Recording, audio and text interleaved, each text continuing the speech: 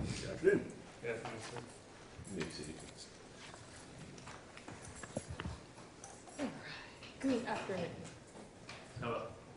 Can you please state your full name for the record and spell your last name? Oh, it's easy. Aaron Brown, B-R-O-W-N, Okay, thank you.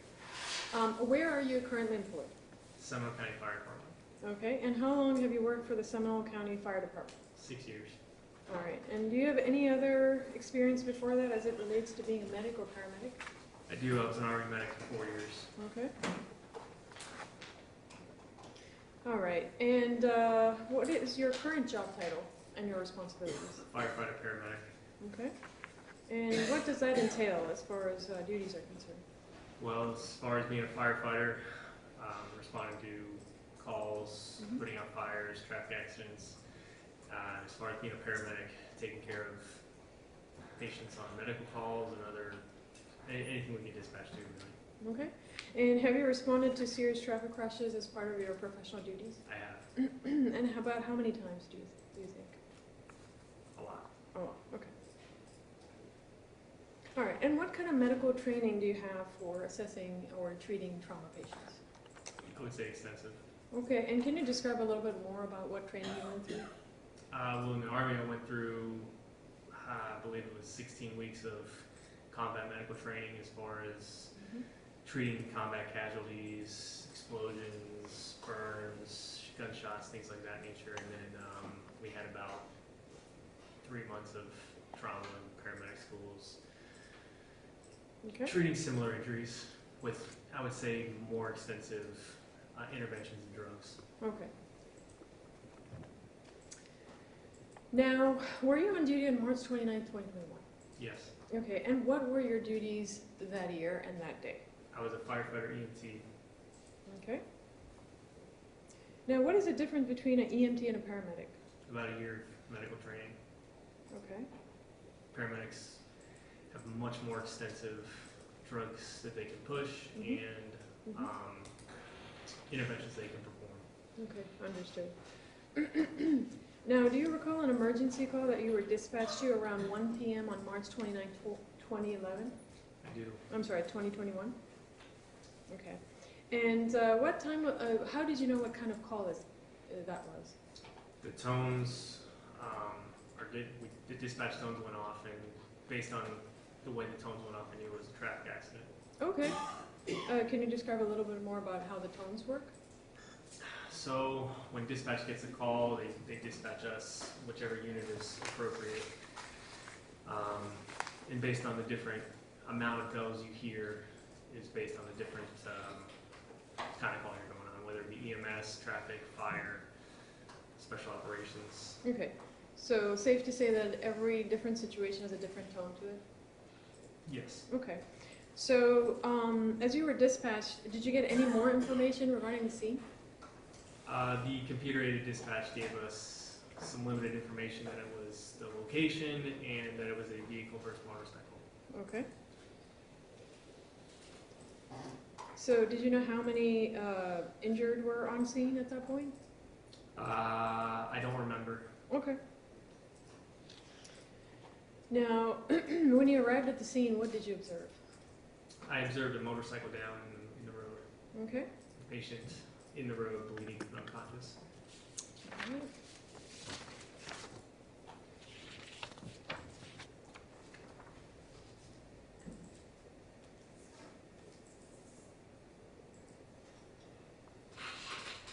Now, can you describe what you see here? That looks to be the motorcyclist in question down on the road. Okay, and is that how you saw him that day? It is. Okay, and as it relates to where he is, when you got to the motorcyclist, what was your position? I was behind the motorcyclist on his backside. Okay, if you have laser pointer over there, if you could use that to perhaps point it at where you were. I was in this area right here. Okay, so you were facing... I was facing kind of this direction, this way. Got it. And who else was around you? I had Kevin Sims and Eric Steiner next to me. Okay. And do you recall where they were? I remember Kevin Sims being right here and Eric Steiner being right here. Okay. All right. So when you reached the scene, what did you do after you saw the motorcyclist on the side of the road? I asked the medic, Eric Steiner, what he wanted.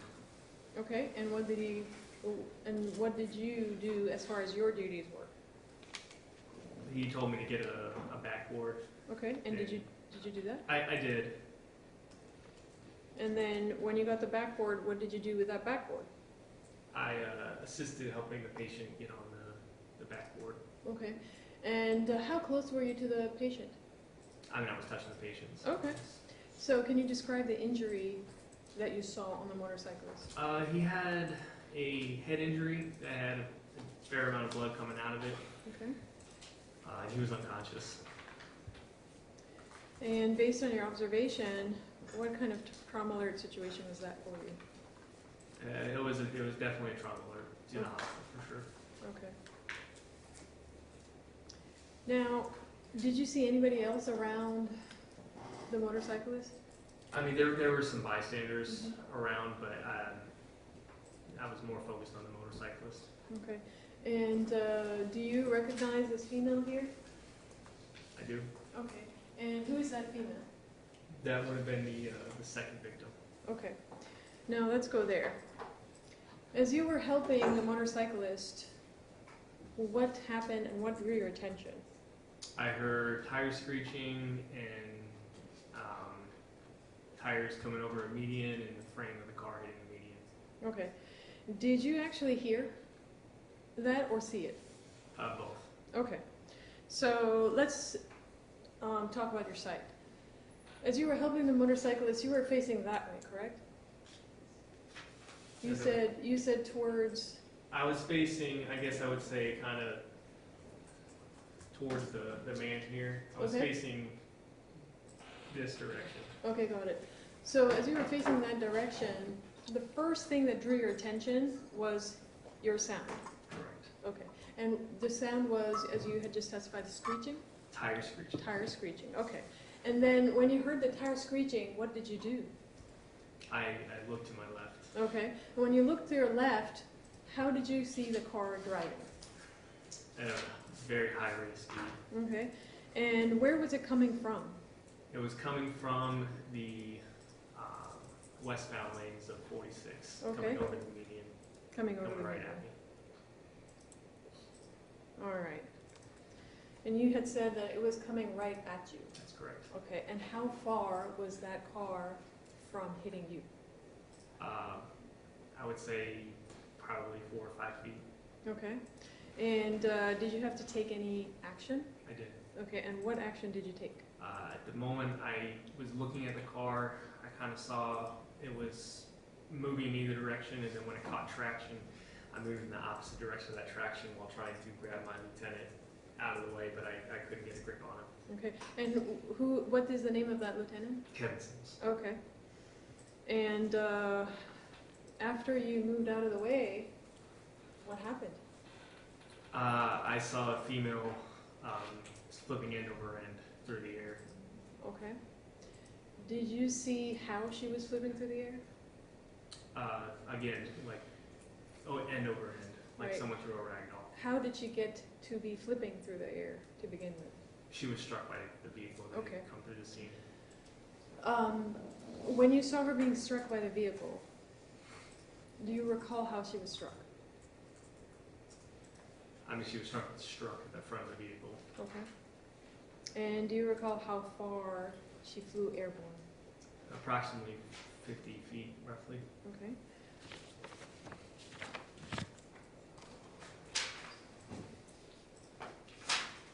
This is Exhibit 4. If you could use your laser pointer and describe where the motorcyclist was when you arrived. Sure, the motorcyclist was in this area right here when we arrived. The motorcyclist was on westbound 46? Eastbound. Okay. Eastbound would be East 25th Street. Correct, yeah. I'm sorry. That's fine. He was He was in this area. Right Okay, all right. And when you saw now, do you recall the color of the car? Here. It was a blue color. Okay. When you saw that blue car come towards can you describe how you saw the driving pattern of that blue car from westbound 46? Sure. So the car was here when I saw it, and it kind of went a little bit back and forth until when it jumped the curb until it kind of caught traction. So it kind of went left and right, and then it kind of went towards the left of the car's forward direction, in this way, this pattern right here. Okay. And when the car struck the female, where did the car first strike the female? In this area right here. Okay. And after she was struck, can you show us on the map how far she flew? Well, where she landed is not on the map. It would have been in about this area right here. All right. Oh, no, I'm sorry. I see where it is. Yeah, there's the fence right there. Yeah, she would end up about right there. Okay. All right. Now, when you saw that female being struck, what did you do as far as a medic on the scene is concerned? I ran over to her and assessed her. Okay. And what was your observation regarding her injuries? She was very critical. Okay. And can you describe specifically how critical she was based on the injuries you saw? She was breathing and had a pulse at that time, but she was unconscious, and she had extensive long bone injuries. There was not really much notable bleeding, but again, she had just been struck by a vehicle and landed on the ground. Okay. And do you recall when she was struck by the car the first time, was there another time that she was struck by that same car? Yes, she got run over by said vehicle. Okay. And were there any indications on the body that was so? Yes, she had tire tracks. Okay. Now, did you, after you went on over to the female, what did you do next? She was on her belly. She was in a prone position. I rolled her over and did a rapid trauma assessment of her. All right. And what does a trauma assessment entail? It goes over looking for signs of life, airway, breathing, circulation, and then going into a more focused assessment looking for damage down the body. Okay. And what did you see? Again, I saw that she was breathing. I checked her pulse. She had a pulse. Okay. Her limbs, her lower legs were like jello at this point. All right. She was very pale. Okay. And what were you trying to do as far as transporting her? Well, a backboard showed up. Okay. I don't know how a backboard showed up. It just was there somehow, and I ended up getting her on the backboard. Okay. In preparation for transport. And then at that point, did something happen? I noticed that she stopped breathing, and then I checked her pulse and realized she didn't have a pulse, so I started CPR. Okay. Now, when you started CPR, what did you notice regarding your efforts? I mean, I was doing CPR. I don't know. Was it helping her? I mean, she wasn't regaining consciousness. Okay. That's what you're asking. Was there another officer on scene? There was an SPD officer that showed up on scene and took over the fractions from me. Okay.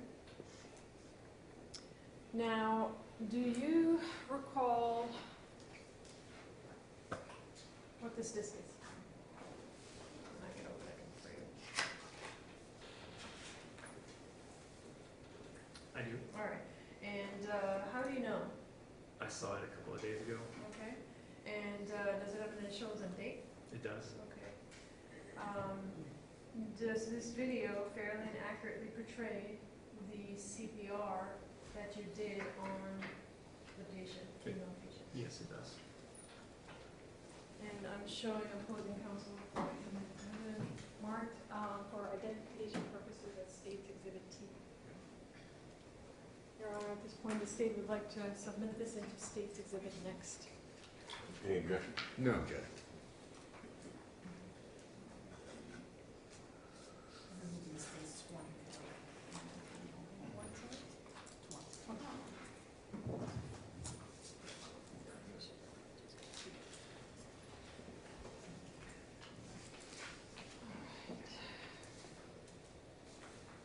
Now,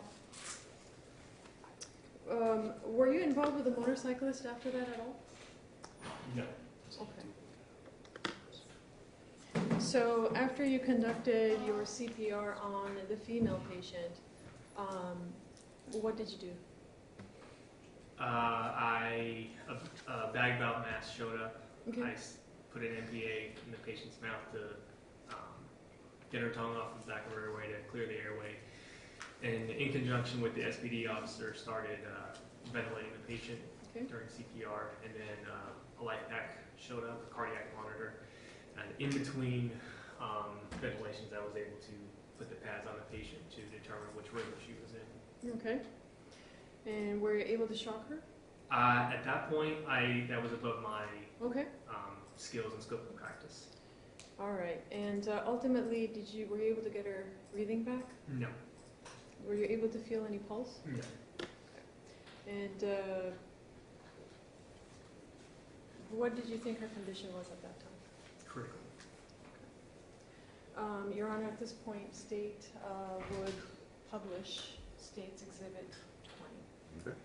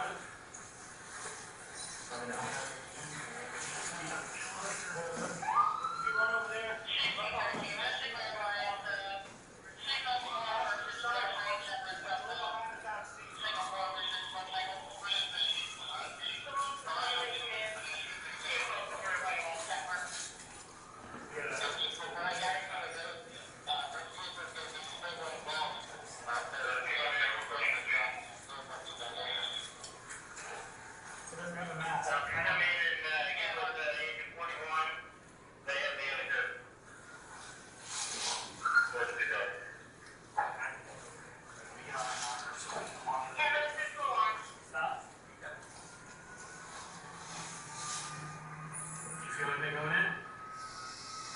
Now, keep the surface, okay?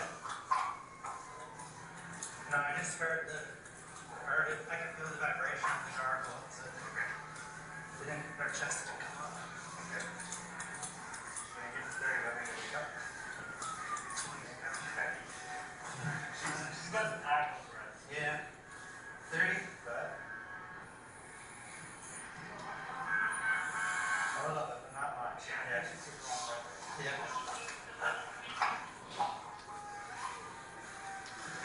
Fuck, look at that.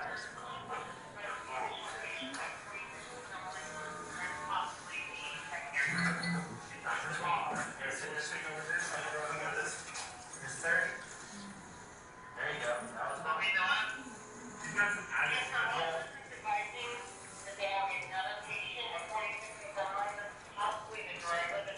You better send the other end. Take your time. Kill him.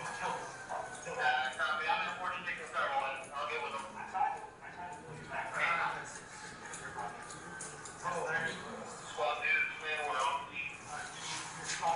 Yep. You want me to keep going or go ahead for now?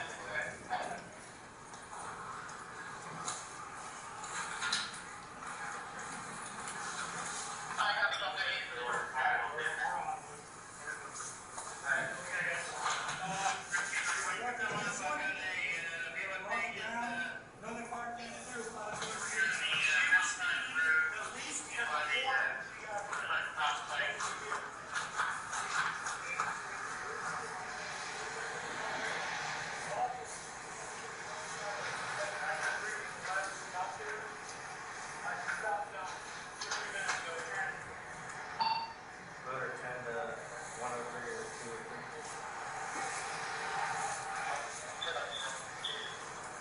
Just advising, we're going to have a CA5 with the vehicle versus pedestrian.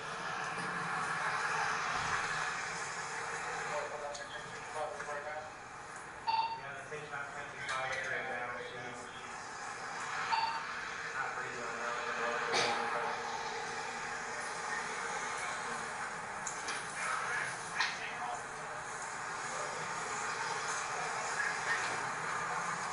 Okay, so listen, after that, I know you want to tell me.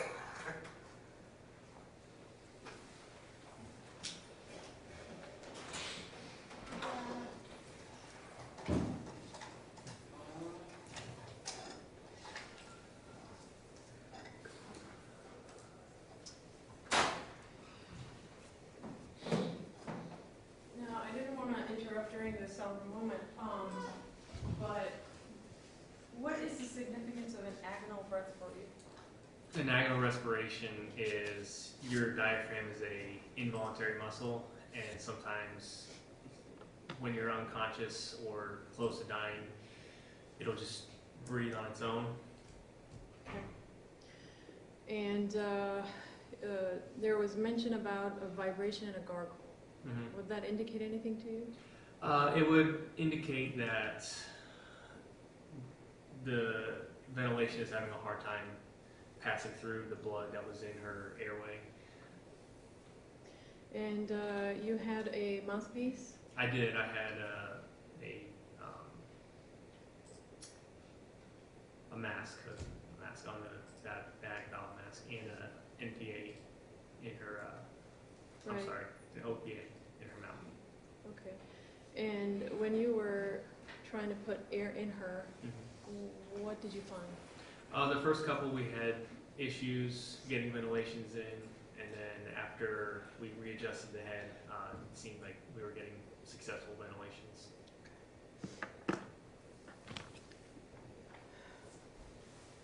I have in my hand State's Exhibit QQ for identification purposes. Showing opposing counsel. Do you recognize this photograph? I do. All right. And does this photograph fairly and accurately portray her condition when you were doing the CPR? State would like to submit this as a State's Exhibit next, please. Any objection? No.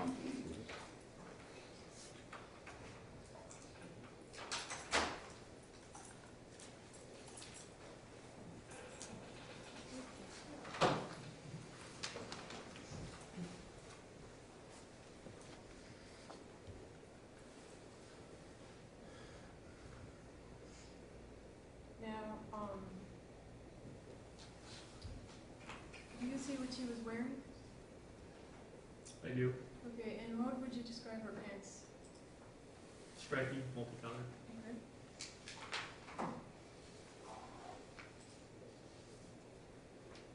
Can you describe the pants on that female?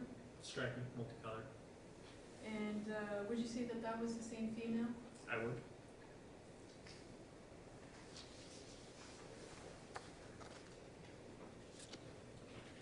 May I confirm, Your Honor? You may. Thank you. No further questions from the state now. Any cross? No questions. No question. All right. Well then, members of the jury, do you have any questions for Mr. Brown? Show of hands. I see no hands. All right, may this witness be excused. That's Your Honor. Thank you, sir. Yes, sir. Appreciate your time this afternoon.